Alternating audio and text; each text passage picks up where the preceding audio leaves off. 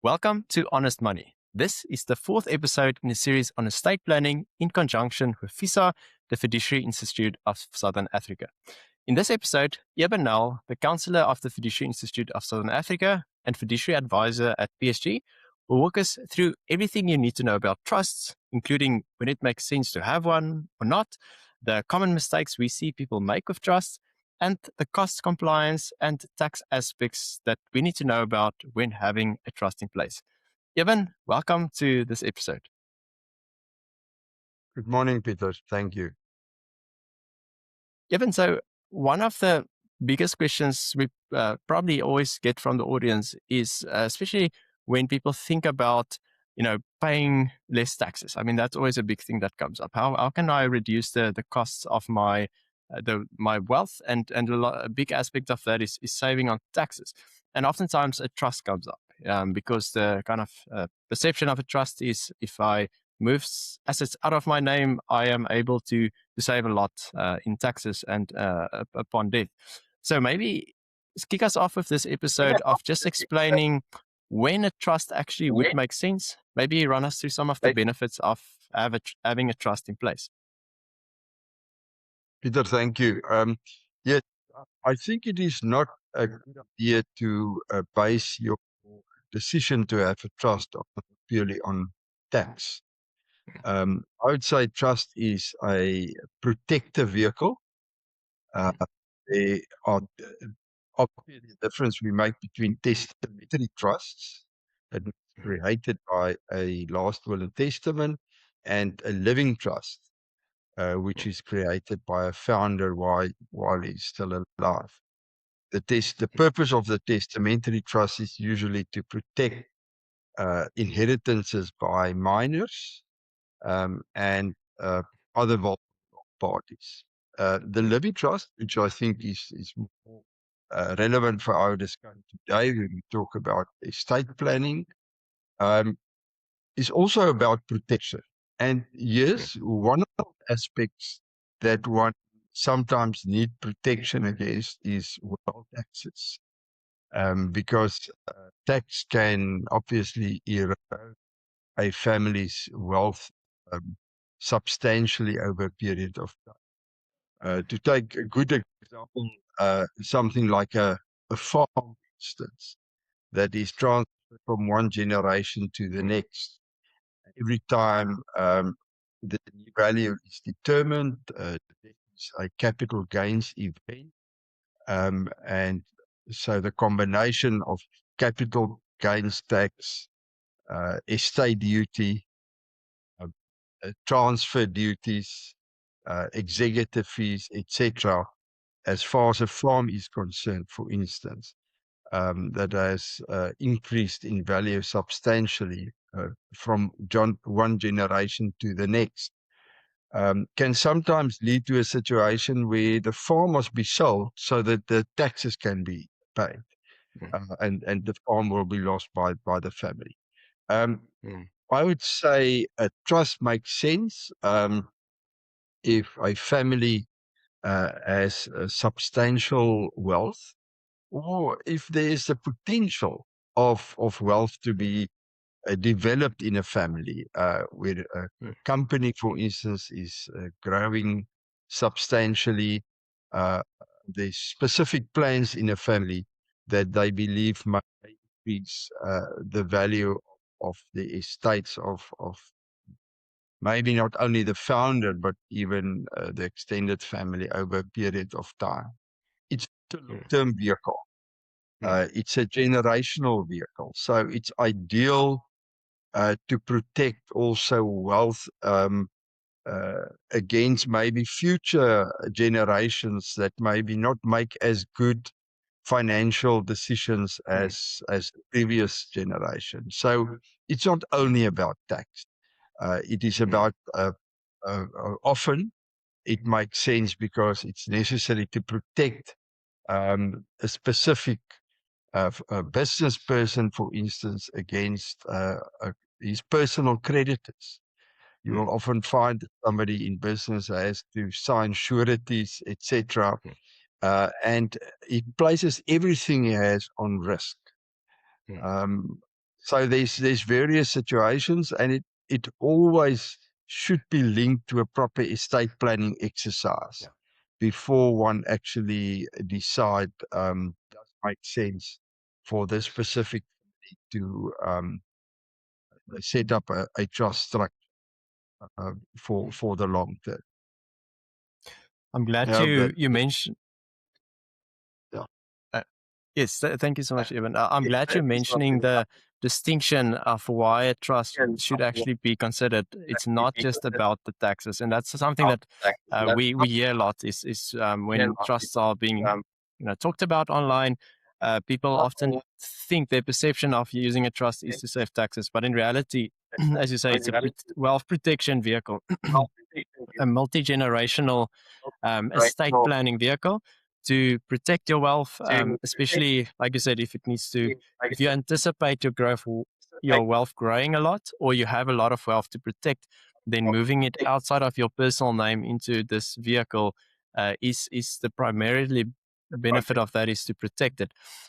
So you mentioned when we can use a trust. So the one uh, aspect is I've got a lot of wealth. The second one is if there's potential of a lot of growth. So that might include someone that wants to build up a big investment property portfolio. Because if you want to build that into your personal name, firstly, you're going to be limited in the amount of debt you can eventually take out to grow your property portfolio if the idea is to fund it through the bank. And also, it's going to become very risky. If anything goes wrong, the creditors can attach the rest of your personal assets, and that could be detrimental to your family. And then there's also the third reason that if you have beneficiaries, so either children, grandchildren, or even a disabled member in the family, you can create a trust, and then the trustees of the trust can administer the funds on behalf of those beneficiaries to make sure that it is well managed, contained, and used for the intended purposes. So, if we talk about like a substantial amount of wealth, is there like a number that you can put to that? Like at this amount of millions, it would make sense to move stuff over to the trust? Because that's something we also get asked. Like, is there a quantifiable number to know? Because a trust also comes with its Yeah, costs and compliance and admin and all of that. yeah, yeah. Yeah, I think it's very difficult. As I say, it should form part of a total estate plan. It's a bit of the length of a piece of string. I wouldn't like just to mention a figure. What I must just explain is that it's not easy in South Africa to move assets out of your name. So if you're already very wealthy, it may be sometimes a bit late to start a trust structure because you're limited by tax limitations. For instance, we have donations tax in South Africa. So if I just start moving assets that's already in my estate into a trust, it means I'm going to pay tax on that process, and that tax is actually similar to estate duty. So I'm actually just paying my estate duty earlier. Obviously, the growth that takes place after I've done that takes place in the trust.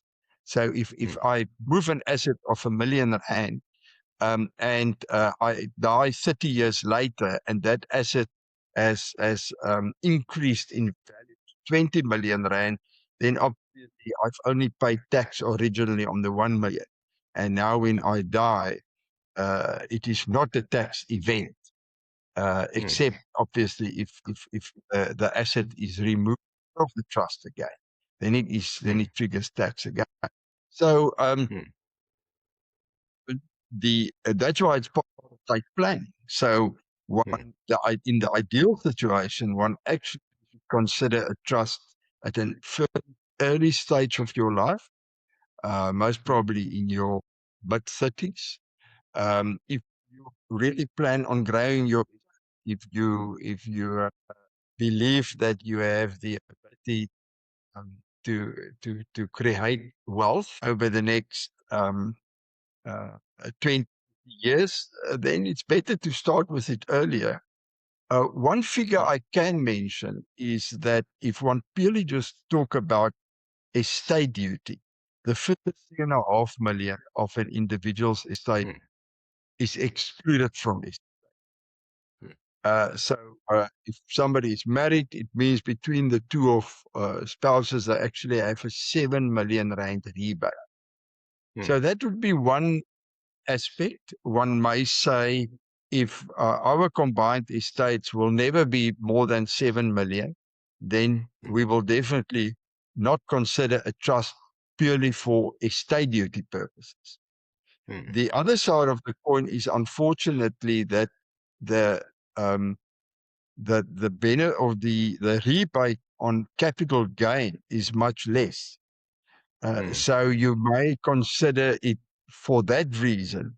Although I would say still, if an estate is less than 7 or 8 million rand, and the potential of not being becoming much more than that, I don't think a trust would most probably be a suitable Mm. vehicle, only for that reason.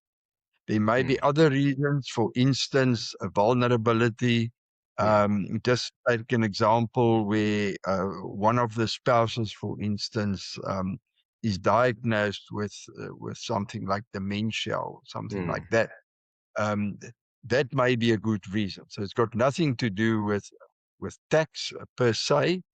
Mm. And in that sense, one will often also consider something like a testamentary trust, where you Mm. say, well, any cost that's associated with the trust will only become applicable Mm. at a later stage. And Mm. I don't just set up a trust that's dormant for the next Yeah. years, because there's also costs related to that, obviously. Mm. The testamentary trust is such an important thing to take into consideration when you have minor kids, and especially coming back to the will nominations. Mm. If you are a couple with children, if both of you were to pass away, a testamentary trust is usually a good thing to then nominate to administer the assets on behalf of the minor children. Otherwise, the minors can't inherit directly, so it goes to the guardian's fund, and that is just a very difficult situation to be in. So yes, a trust has many different shapes and forms that it can take on, and it can be used for many different benefits. And when we think about taking out a trust, it's not just about I want to save tax, or I want to preserve necessarily for my future generations. There could be other good reasons as well. Now, let's maybe talk Mm. about the practicalities of setting up a trust, because the what in its very most basic form is I transfer assets out of my name into a different vehicle, and then I give up control of my assets. And I think that's something that people miss, because they think, I've got this property, I'm putting it into trust, but it's still my property. I'm still renting it out, I'm still fixing stuff in the house, and if decisions need to be made, I don't like this property, I will just decide to sell it. Maybe talk us through some of the legal consequences of not handing over control to the trust. This is typically where names like an alter ego or a sham trust gets thrown around. So maybe just explain to us briefly what it really means to transfer assets out of your name into the trust, and what implications that have for you as, let's say, the founder or the donor that started the trust. Mm. Yeah, I think in the first place, a trust in South African trust. And maybe I must just mention that when individuals just go and find information on trust on the internet, it may sometimes be very misleading, because Mm. South African trust is a very specific type of, can I say, animal. Mm. It differs from most other trusts in the world. In South Africa, a trust is not a legal person, so it's Mm. very different from a company. Mm. The assets, because it's not a legal person, the assets cannot belong to the trust itself. The Mm. assets vest either in the trustees or in beneficiaries. If it vests in the beneficiaries, the trust most probably does not have much of a purpose in the first place. because there's no protection uh, uh, uh, uh, as far as debts are concerned. When the trust, we call it discretionary trust, and it is in the trustees in their fiduciary capacity, so not in their personal estates. It is very important to keep that distance between ownership and benefits. So even if an individual, and in South Africa, a beneficiary may be a trustee. In some jurisdictions, it's not allowed. So he or she may be a trustee, but they sit on two chairs. And when they are acting as trustees, they must basically forget the fact that they're also beneficiaries. And if they mix those two concepts up, the argument can be that there is no trust.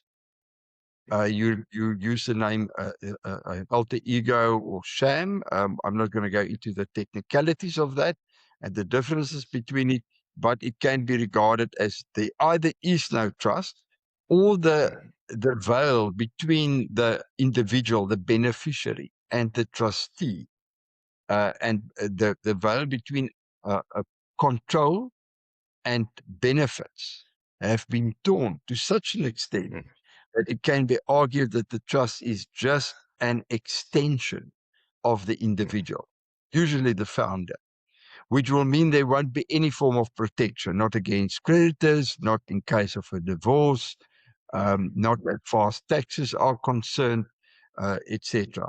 So one must understand that when you do decide to set up an ownership trust or a discretionary trust, it means that you part with the assets you place in the trust. It can never be yours again, and you're not allowed to act as if it still belongs to you. It's not only the contents of the trust deed that is the one aspect, uh, but it's also the actions by the individuals. And that is why the role of an independent trustee is indispensable in the case of what we refer as a family trust, which is really just it's not a formal description. The Master's Office referred to family business trust. By what they just mean by that is a trust where all the beneficiaries are related to one another, and where there's some form of business activity in the trust, even if it is just a property, or you mentioned the share portfolio, etc. So the moment it falls within the definition of that family business trust, the master will not issue letters of authority to trustees if there's not an independent trustee involved in the trust, which basically just means not all the trustees may be beneficiaries, although some of them. So I would say that is the biggest risk and the biggest mistake. Maybe the two mistakes are that people set up a trust not with the correct intent, and that means to grow assets in the trust actively. It's not going to happen on its own. And in the second place, not to honor their position as trustees, and to think that they can carry on as far as the assets are concerned the way they did in the past. They must understand their position as a trustee may never act in his own interest. His fiduciary duty um, uh, uh, means that he must always act in the best interest of all the beneficiaries, the body of beneficiaries, and the trust itself. Yeah. And that's why when someone listening to this are considering opening a trust, it's not as easy as going onto Google, downloading a template, and there you go, there's a trust deed. It is not something to DIY. It is not something you can just pull out of hat. It's a lot you need a deep understanding of why it might work and when it might not work. And also the consequences of actually setting up a trust and handing over control, and what does that really mean to you as a family, and the practicalities of doing so. Setting up the trustee, nominating trustees. If you don't have an independent trustee, that's a problem. You can't just appoint yourself and your family members as the trustees and beneficiaries. Then you're just paying extra money for uh, an Yeah. extension of your estate that's not going to protect you. So when setting up a trust, there's a lot to think about. It could be beneficial, but it might not also be applicable for everyone. Maybe to end off, let's say someone has set up a trust in the past. Maybe it was 10 or 20 years ago. The laws looked very different at that point in time, when it comes to like how trusts are taxed and the flow of funds and all of that. And let's pretend that this trust served a purpose in the past. Maybe it contained assets that business that grew, and the business got sold, and those kind of funds got paid out to the beneficiaries. And now the trust is just like an empty shell. It's a dormant trust. And let's pretend that this person they just pretend that, all right, well, we're not doing any business in a trust. I'll just forget about it. Let's just sit it for a few years, with no like tax returns or anything being done. What are the what are you seeing in practice is happening now with SASH and the scrutiny around like dormant trusts? And what are your obligations as a trustee of a trust that may not serve a specific purpose anymore? No estate planning benefits or any business purposes. And what are your obligations actually to continue the responsibilities as a trustee, even if the trust is not really serving a function anymore? Yeah, Peter, it's an important question because I think that has changed over the last 5 years. Hmm. Americans call it a bottom drawer trust. So something you just keep there in the bottom drawer for in case one day you need it. Yeah. To various factors, and specifically the whole issue with money laundering, and the regulations regarding that internationally. We have also been forced into a position where I would say a dormant trust is not uh, viable at all. One must get rid of those trusts. You must deregister it, have it deregistered if you don't know how to do it yourself with a master of the High Court.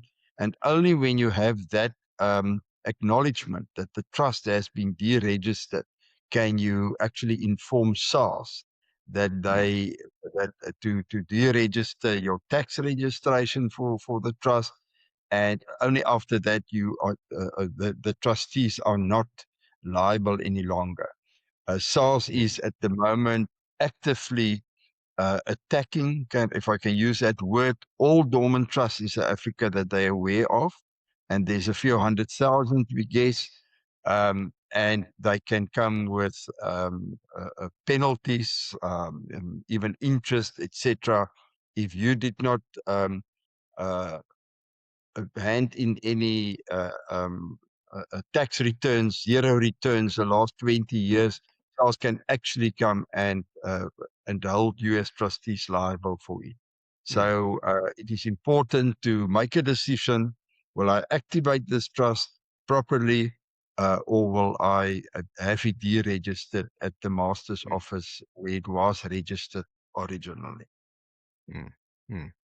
Yeah, it's such an important thing. As a original responsibility as a trustee, that doesn't disappear just because the trust is dormant. You still have a fiduciary responsibility, not only to the beneficiaries, but also as a trustee to administer the trust. And if the trust doesn't make sense, close it. Go through the process. It is an administrative thing to have to complete, because as with anything in life, anything in your financial lives should serve a good purpose. And if it's not serving a purpose anymore, it's probably a good time to revisit why we have it. Thank you so much, Eben, for your insights. It was very valuable. So just a reminder, Eben Nel is the Councillor of the Fiduciary Institute of Southern Africa, as well as the Fiduciary Advisor at PSG. I think we can probably talk about trusts for hours and hours. There's so much to unpack, so many directions we can go into. But I think we captured the essence of what a trust is, when it makes sense, when it does not. And I hope the message that viewers can go home with today is, you really have to understand what this structure could mean to you and when it is not appropriate anymore. And it is something that does require expertise, not something that you can DIY. So it would be well worth your while to work with someone that has expertise in this space, because it kind of transcends the law and the taxation aspects of finances. And yeah, thank you so much, Eben, for your time. Are there any last thoughts that you'd like to leave the audience with when it comes to trusts? Thank you.